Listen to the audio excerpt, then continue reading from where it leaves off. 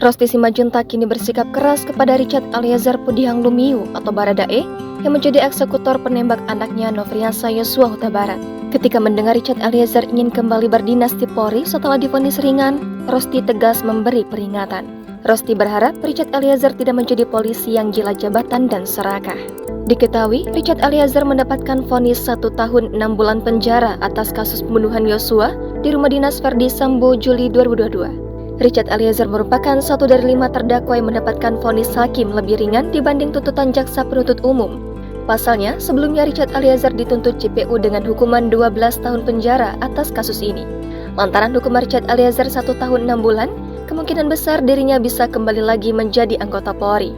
Rosti Simajuntak memberikan pesan kepada Richard Eliezer jika nantinya kembali lagi ke Polri. Hal itu diungkapkan ibu 4 anak tersebut ketika menjadi bintang tamu di acara Pagi-Pagi Ambiar pada Kamis 16 Februari 2023. Mulanya, Rosti Simajuntak memberikan tanggapan terkait vonis Richard Eliezer. Walau berat, Rosti Simajuntak mengaku menerima vonis yang diberikan hakim. Rosti berharap vonis 1 tahun 6 bulan penjara bisa dijadikan pembelajaran untuk Richard Eliezer ke depannya. Meski masih berpangkat paling rendah di Polri, Barada atau Bayangkara II, Richard Eliezer diminta tak gila jabatan. Rosti juga berharap kedepannya Richard Eliezer bisa menjadi pribadi yang positif, terlebih jika Eliezer tetap menjadi anggota Polri. Rosti kemudian memberikan pesan agar Richard Eliezer nantinya tak menjadi arogan dan serakah ketika kembali menjadi Polri. Ada kemungkinan Richard Eliezer kembali ke Polri. Richard melalui kuasa hukumnya Roni Talapesi menyampaikan sangat berharap bisa kembali bertugas menjadi anggota BRIMOB.